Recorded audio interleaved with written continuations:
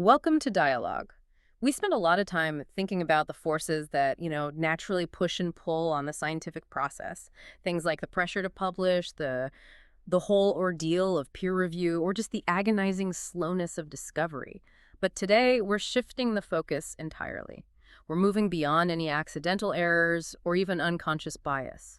We are digging into the deliberate, calculated, and frankly coordinated strategies that have been used by powerful interests to make sure that scientific truths were actively bent, redirected, or sometimes just outright buried. It's a really crucial distinction to make. We're not talking about the subtle influence of funding here. We're looking at concrete historical blueprints where major institutions faced an inconvenient scientific reality. One that threatened their profits, maybe even their very existence. Exactly. And they chose to manufacture an entirely different version of that reality for the public. They didn't just influence the findings, they constructed a counter-narrative, often using the very tools and language of science against itself. That sounds almost like something out of a conspiracy theory, but the evidence, which has been laid out over decades in internal documents and legal discoveries, it shows it was just a business strategy. It was. So our mission in this deep dive is to map out this blueprint of doubt. We want to trace exactly how this playbook was first conceived and then executed across just vastly different industries. From big tobacco, who really invented the model, to the fights over neurotoxins like lead. Right, and then the complete reshaping of modern nutrition and all the way to its modern applications in climate science and even pharmaceuticals. And this isn't just a history lesson. Understanding these processes is absolutely essential for you, the listener, trying to navigate the current information landscape. These historical cases, they serve as manuals for understanding how information is managed and controlled when profit collides directly with public welfare. So the fundamental question I need to answer today is this. How was the story of science rewritten by those who stood to gain the most from public confusion? Okay, so let's start by establishing the ground rules of this playbook. There's a core pattern that seems to emerge time and time again when these powerful organizations are faced with a truth they just cannot afford to accept. What is that common thread that links all these disparate crises? The common thread is control. It all comes down to control. Yeah. The science was never really allowed to evolve naturally through the open, transparent processes of inquiry that we expect. It was shaped. It was actively shaped, or maybe a better word is corrupted, by the interest controlling what actually reached the public sphere. When the evidence is inconvenient, you don't fight it with better evidence. No. You fight it with disproportionate economic power and really sophisticated public relations campaigns that are designed specifically to delay, distort, or just drown out the facts. So it's not a case of the best evidence winning out. It's about stronger incentives controlling the entire conversation. And we see the most crystallized, foundational version of this playbook really emerging in the mid-20th century. Yes, the tobacco industry is where the manual for modern scientific sabotage was. Wow. Well, it was literally written. What makes this case study so powerful is the brutal clarity of their own internal records. The documents. The documents revealed that they understood the link between smoking and cancer, the carcinogenic dangers, long before the public or any regulatory bodies did. They faced an existential crisis. I mean, how do you keep selling a deadly product in the face of just mounting epidemiological proof? They realized that proving their product was safe was an impossible goal. It was just never going to happen given the reality. Right. So they pivoted. They pivoted to something much more achievable, proving that the science was uncertain. Exactly. They understood that in the public and political arena, uncertainty is as good as innocence. So let's unpack the 4 key manipulation tactics they deployed, because these became the standard operating procedure for dozens of industries that followed. Okay, so first up, we have the tactic of funding hidden research. And this wasn't, basic science. No, not at all. This was tactical science. The companies funneled millions into paying so-called independent researchers. But the objective was never to arrive at the truth or to prove safety. No, the goal was just to generate enough data, enough contradictory studies, enough noise. Enough noise, that's the perfect word for it, to ensure that every governmental or media inquiry ended with the same conclusion. The science remains inconclusive. And that ambiguity, that manufactured controversy, that became their product. It was their product. There's a chilling quote from a memo from a tobacco executive that sums it all up. He said, "Doubt is our product, since it is the best means of competing with the body of fact that exists in the mind of the general public." Wow. They were explicitly selling doubt as a commodity. So the second tactic, and you could argue this is the most deceptive one, was the creation of front groups. They couldn't have R.J. Reynolds or Philip Morris funding this research directly. No, it looked terrible. Way too suspicious. So they created organizations like the Council for Tobacco Research or the Tobacco Institute. And these groups were brilliant because they operated as a perfect shield.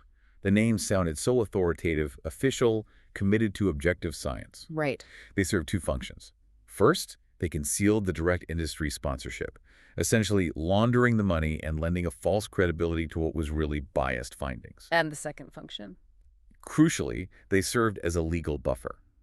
So if some damaging research did come out of the Institute, the major corporations could just claim ignorance or distance themselves, protecting themselves from direct liability while still completely controlling the research agenda from behind the scenes. Then came the more direct offense, attacking experts.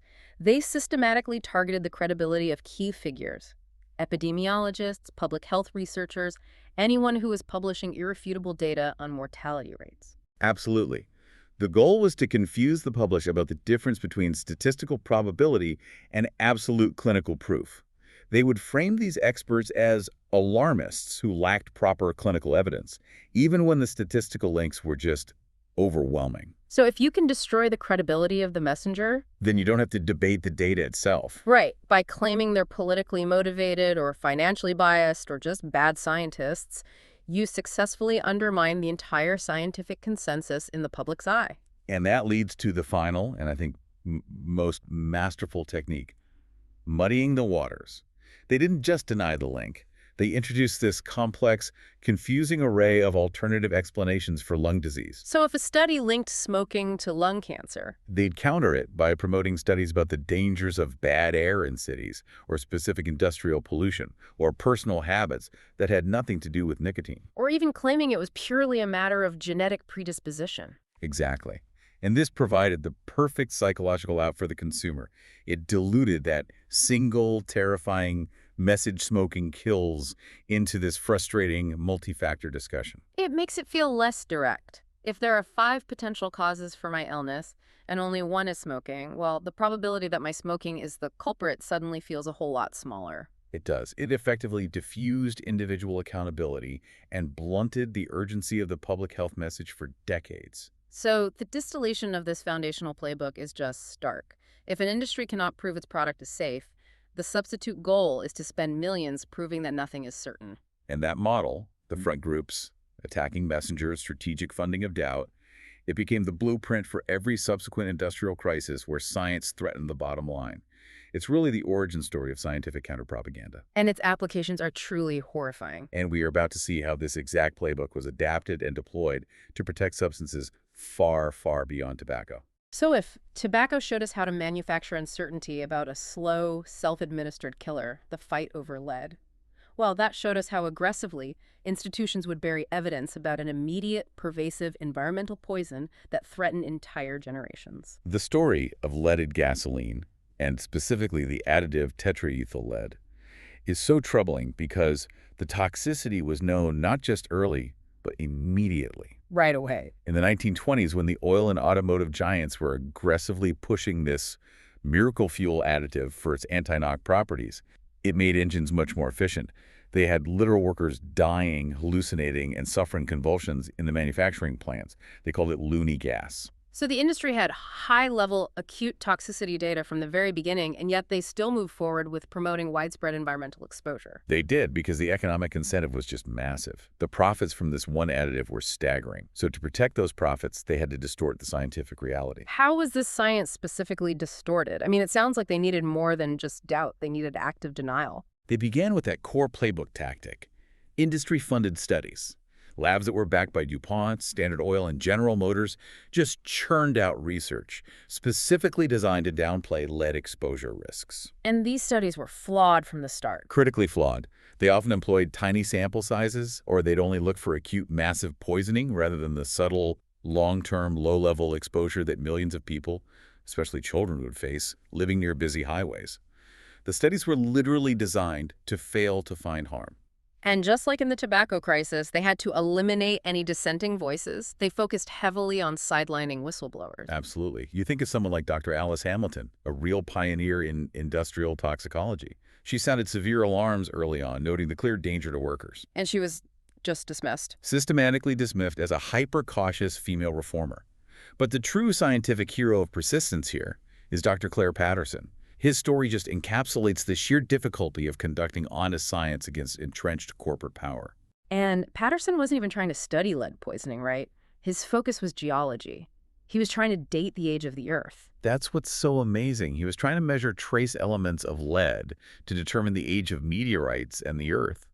But he couldn't get accurate measurements because his samples, every single one, were constantly contaminated by pervasive environmental lead. Lead in the air, lead in his lab. Lead in the water, everywhere.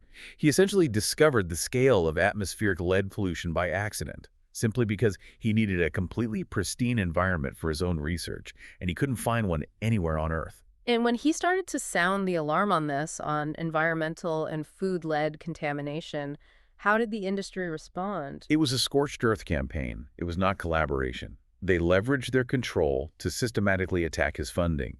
He was denied crucial research grants, often with the flimsy excuse that his instruments must be flawed or contaminated.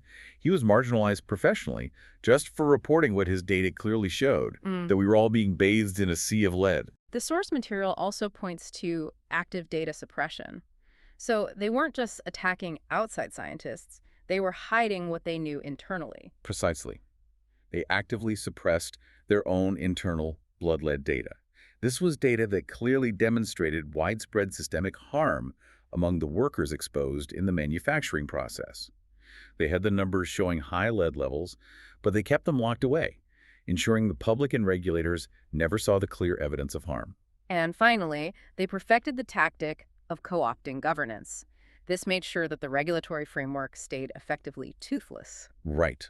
By strategically ensuring that government advisory boards and health review panels were populated by industry-friendly members, or sometimes even researchers who were directly on the payroll of the lead manufacturers, they guaranteed that regulations would either remain lax or be delayed indefinitely. So the power structure was completely inverted. It was. The very people tasked with protecting public health were often financially dependent on the industry they were supposed to be regulating. The long-term cost of this is what makes the case so tragic. I mean, it took decades for environmental scientists, pushed by people like Patterson, to finally ban leaded gasoline. And the consequence of that delay is massive population-level neurological damage.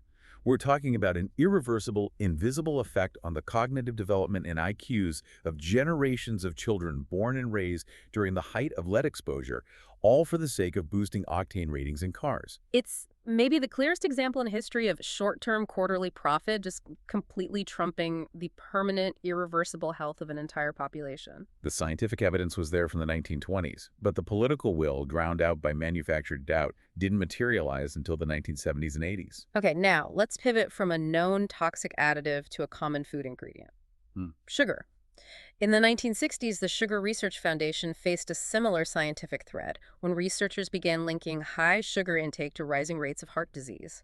But their strategy was unique. It wasn't just denial, it was calculated misdirection. It was blame shifting. Exactly, shifting the blame onto dietary fat. This is a classic political move just applied to nutrition science.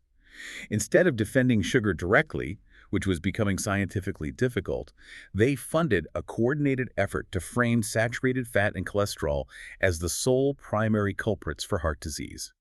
This was brilliant because it leveraged an existing scientific debate. Right. The debate between scientists like Ansel Keys, who focused on fat, and others like John Yudkin, who championed sugar's role. They poured fuel on that fire. Right. The documents reveal the foundation paid scientists at Harvard specifically to conduct this review and shift the public health blame. So how did they achieve this scientific sleight of hand using published literature? Through a tactic of selective citation. They commissioned and paid highly respected Harvard academics to write review papers. These are papers that are considered highly authoritative in the scientific community. But these papers were carefully engineered.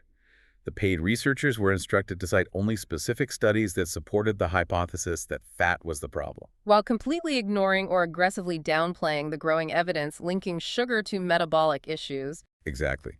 Evidence linking sucrose consumption to elevated triglycerides, for example. They just left it out. So they weren't necessarily creating fake studies. They were meticulously curating the existing research to build a false impression of a scientific consensus. They made it look like the entire field agreed that fat was the enemy. They sculpted the narrative. For instance, they strategically minimized the work that showed how sucrose is metabolized differently than starches, specifically its damaging effect on liver function and cholesterol production, key evidence that was just really inconvenient for their product. By excluding those specific findings, they manufactured a biased narrative. And this manipulation moved swiftly from academic journals into actual policy through ghostwriting guidelines. They did. They went beyond journals and began influencing the creation of national public health advice. They influenced and sometimes outright ghostwrote key sections of influential nutrition guidelines that were later adopted by major public health organizations. And once those guidelines, which emphasized severe fat restriction, were adopted, the effect was immediate and widespread. It became enshrined as dogma. Fat is bad, reduce fat consumption. And the final piece of the puzzle was intense lobbying influence. They actively targeted regulatory bodies, especially the USDA, to shape the earliest national dietary recommendations. They made sure that the advice in the 70s and 80s focused heavily, almost exclusively, on reducing saturated fat intake. Which created the perfect government-sanctioned environment for sugar consumption to explode. And the outcome was a public health catastrophe. This blame-shifting campaign led directly to a nationwide pivot toward low-fat foods. Of course, low-fat foods taste terrible. So to make them palatable, manufacturers replaced the removed fat with massive amounts of cheap sugar and corn syrup. The low-fat cookies, the low-fat breakfast cereals, the low-fat dressings, they were all effectively high-sugar, highly processed delivery systems, often advertised as healthy just because they were low in fat. The irony is just devastating. This campaign contributed directly to the skyrocketing rates of obesity, type 2 diabetes, and metabolic syndrome that define the developed world today. All of it. And it's traceable back to a small, coordinated effort to pay a few researchers to write a biased review paper to protect sugar sales in the 1960s. It's a profound illustration of how successful scientific manipulation can damage population health for generations. We've seen the playbook defined by tobacco, executed to protect a poison with lead, and then used for blame shifting with sugar. Now, let's look at how this blueprint operates on the grandest, most global scale today. Climate science. The climate case study is remarkable because we have such clear evidence of the fundamental hypocrisy at play. Major fossil fuel companies, through their own internal research and scientific modeling starting as early as the 1970s, had a deep, accurate understanding of how their products would lead to rising global temperatures. Their private data was certain. So internally, they knew the scientific truth. But publicly, they deployed a coordinated, aggressive strategy that mirrored the tobacco playbook almost perfectly. It was a conscious decision to move from science to political advocacy. Their objective was not to find flaws in the models. Their objective was policy delay. Plain and simple. So let's break down how they executed these tactics in the climate context, starting with the strategy of funding doubt. This involved financing a vast network of conservative think tanks whose sole purpose was to inject skepticism into the public dialogue about climate change. We're talking about organizations like the Cato Institute, the Competitive Enterprise Institute, the Heartland Institute. And these groups became sophisticated channels for distributing industry funds, ensuring that the source of the skepticism appeared to be academic or ideological, rather than purely commercial. Exactly. They presented themselves as advocates for economic freedom or rational policy, but their primary well-funded function was to make sure that every scientific finding from the IPCC or university research was immediately met with a counterclaim of uncertainty. And they hired sophisticated PR campaigns to do this. Oh, yeah. These firms deployed messaging that was identical to the tobacco strategy used decades before. The science is uncertain, the models are flawed, and we need more research before taking drastic action. This was designed to create an artificial debate in the public consciousness. Right, so even while 97% of climate scientists agreed on the basics. The media coverage often presented the issue as a 50-50 argument. Yeah. Simply because the denial side was so expertly funded and so vocal. And to fuel that 550 appearance, they aggressively pursued amplifying fringe views. And this is a key corruption of the scientific process. In a normal scientific debate, contradictory outlier views are scrutinized, and they usually fall away. Here, the industry sought out and financially supported those fringe scientists whose work fundamentally contradicted the overwhelming consensus. And these individuals were given disproportionate access to media platforms, policy debates, and conferences. Lending their outlier status a false weight of legitimacy. The goal wasn't to win the science. The goal was to sustain the appearance of a legitimate controversy long enough to prevent any legislative action. And the final, most powerful tactic was the economic threat narrative. They aggressively promoted the idea that any action taken to address climate change-like renewable energy mandates or carbon taxes would inevitably lead to economic ruin, massive job losses, and reversal of modern living standards. They weaponized economic fear to paralyze policymakers. It's a fascinatingly effective dual approach. First, confuse the facts, then terrify the public about the cost of fixing the problem. And the intent was purely political and economic. This was a sophisticated, coordinated campaign designed specifically to delay policy action for decades, thereby securing continued fossil fuel profit. Yeah. We see the consequences today. The global struggle to act decisively is fundamentally rooted in the engineered confusion created by this modern application of the Doubt blueprint. It really is the ultimate expression of the delay, distort, drown out strategy, just applied globally to a crisis that demanded an immediate coordinated response. So, shifting from global policy back to personal health, we see similar mechanisms of control shaping research within clinical science itself, specifically within the pharmaceutical industry. And this involves shaping the findings of clinical research before they ever even reach a journal's peer review process. This is a crucial section because this corruption happens at the very bedrock of evidence-based medicine, the scientific literature itself. Doctors and regulators rely on published findings to make life and death decisions, and if that foundation is manipulated, the consequences are enormous. Let's start with a practice that sounds almost like fiction, ghostwriting. How does this mechanism fundamentally corrupt the scientific record? Well, ghostwriting is the practice of having internal company staff, often professional medical writers, employed by the pharmaceutical company or their PR agency, draft the clinical study report, the manuscript, and the key conclusions. So these are essentially marketing documents. Fundamentally, yes. Designed to highlight efficacy and minimize side effects. Then, the company pays a respected, well-known academic or clinician, a key opinion leader, to list themselves as the lead author. So the famous name lends this false sense of independence, suggesting academic rigor, while the true authors are those with a direct financial stake in the outcome. That's the corruption. The reader sees a prestigious name from a major university and assumes objective research. They're totally unaware that the manuscript was a corporate deliverable with conclusions that were predetermined to favor the product. It's a profound ethical failure that warps the appearance of impartial science. Another key mechanism here is the system of selective publication. We know clinical trials generate a mix of results, positive, neutral, negative. And a transparent scientific system requires all of that data to be public. However, the blueprint often dictates systematically suppressing the negative trial results, the study showing the drug failed or caused unexpected side effects, while selectively publishing only the positive outcomes. This artificially inflates the public perception of the drug's effectiveness. If a drug is tested 10 times and only the 3 positive results are published, the literature creates a completely skewed, artificially favorable impression of its safety and efficacy. Exactly. And this makes subsequent analysis, like meta-analyses which combine results from multiple studies, inherently biased. If you are a doctor relying on the published literature to determine the best course of treatment, you are operating with an incomplete, artificially filtered dataset. You are making decisions based on half-truths. And often, the safest half is the one that's been suppressed. That's right. They also manipulate the results by skewing the methodology itself through trial design bias.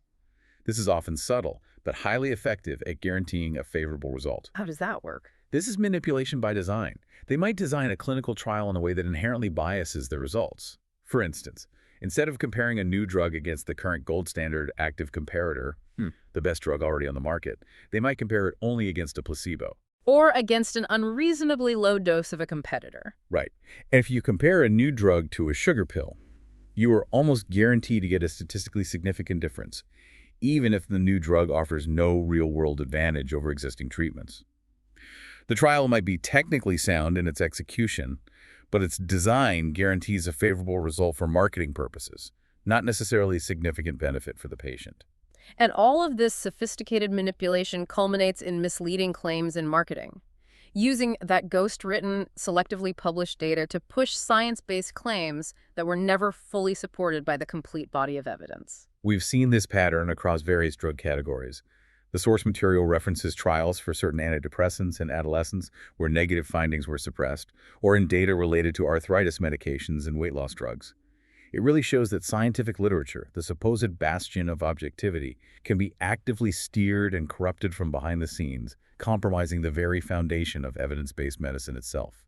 We've mapped this scientific sabotage blueprint across 5 fundamentally different, massive industries spanning over 70 years. And when you look at the common threads across tobacco, leaded gasoline, sugar, climate, and pharmaceuticals, the consistency is truly chilling. Different threats, different products, but the underlying mechanisms of control are identical. Front groups, strategic funding of pliable researchers attacking credible scientists. And systematic data suppression. It's the same playbook every single time. The ultimate result is that truth is usually delayed, distorted, or just drowned out.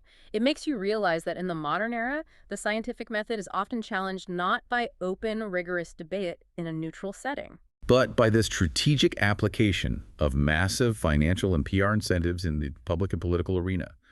This reinforces the central, sobering conclusion. The battle is rarely about accumulating better evidence that overturns previous findings.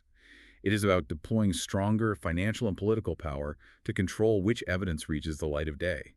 This is the difference between genuine scientific discovery and narrative construction designed for profit protection. and for anyone trying to navigate the complex information environments we live in, from deciphering diet trends to understanding climate policy, the stakes could not be higher.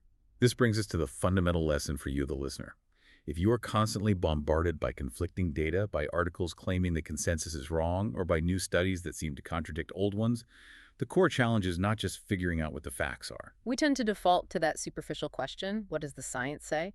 But as we've seen, the answer to that question can be bought, shaped, and filtered before it ever gets to us. The more critical contextual question is this: who is allowed to speak for science? If the system allows an interested party to ghostwrite papers, suppress negative trials, fund sophisticated PR campaigns, and co-opt regulatory bodies for decades, then your access to the real scientific findings is severely compromised from the moment the study even begins. That's the point where the fight for facts shifts. When scientific truth becomes commercial currency or political capital, which our case studies prove happens constantly, the battle moves out of the neutral lab and into the public and political arena. Which means critical thinking today requires you to always analyze the forces at play behind the data, not just the data itself. You need to ask, what entity is funding this research? Who benefits if this finding is accepted? And, critically, what data might be missing or what whistleblowers might have been silenced? That context is the only true defense against the blueprint of doubt. We've mapped out this comprehensive playbook, a strategy for manufacturing doubt that has been wildly successful across industries and generations. The chilling insight is that these blueprints are not historical artifacts. They are operational right now, being applied to everything from emerging technologies, complex agricultural systems, supply chain reliability. And, of course, the ongoing fights over public health and environmental policy. So here is the final thought to carry forward.